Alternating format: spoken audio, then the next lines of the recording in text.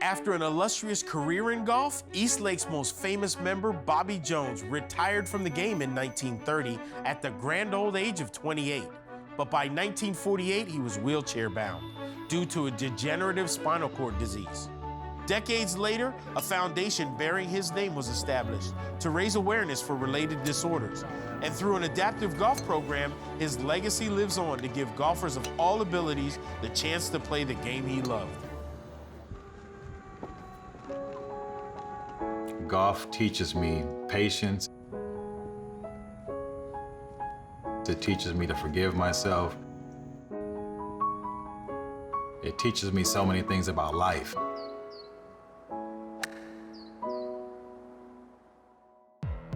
August 5th, 2012, I was just driving home from a high school class reunion, and I was rear-ended on the freeway.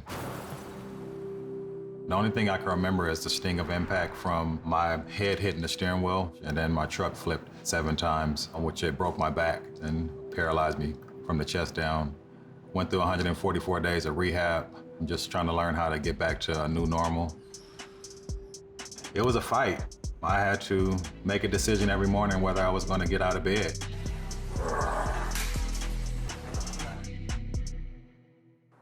Seven years after being told he would never walk again, Marcus discovered a clinic run by the Georgia State Golf Association that was teaching people the game as a form of rehabilitation. GSG invited me out to an adaptive golf clinic on the range at Bobby Jones Golf Course. I never played golf in my life, never been to a golf course. It was just something that wasn't available to us in the inner city of Oakland.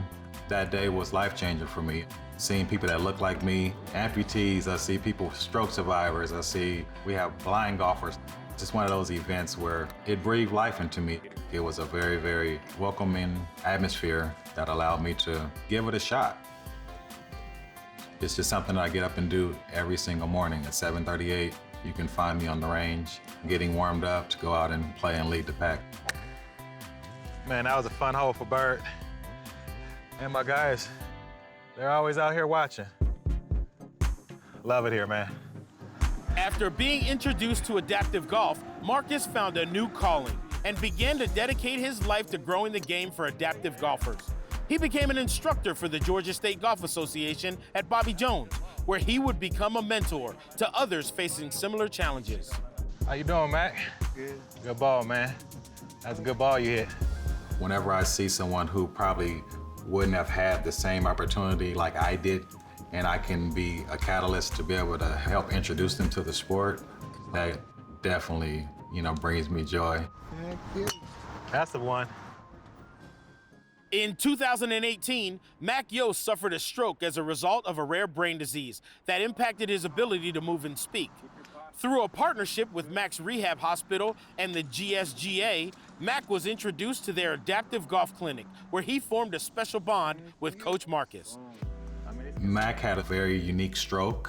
I have a spinal cord injury, but it caused both of us to be debilitated to a certain extent to where we ended up at this golf clinic. He was a lacrosse player. He did everything. If there was a sport or an activity that he could try, he was going to do it. And he was fearless. And of course, when this all happened, he lost pretty much all of his physical ability. We were really lucky because he was at the Shepherd Center for 5 months, and they have a lead recreational therapist there who sends out emails about all the different clinics. Golf was one of them, and I thought, let's go to the golf course. Anyone who comes out for the first time, they're doing something physical again. It's a treat to see them say, hey, there is life. Even with this injury, I can still go on. He's doing as much as he can to get back to doing what he loves, and that's being an athlete. There are kids looking at me every day. They want to be able to play this game. You can empower an individual to believe that it's possible. Nice and smooth. Thank you. Good ball. So, Mac, share how golf makes you feel. Makes me feel empowered. He feels like he can be independent of mom. It's going. It's going. It's going. Yeah! Bobby Jones once said, golf is the closest game to the game we call life. You get bad breaks from good shots. You get good breaks from bad shots. But you have to play the ball as it lies. One thing I hope that people will learn from seeing me on the golf course is that anything is possible. I'm on a quest to reinvent what is possible, what it looks like, and what it feels like, to build a new conversation around just being human.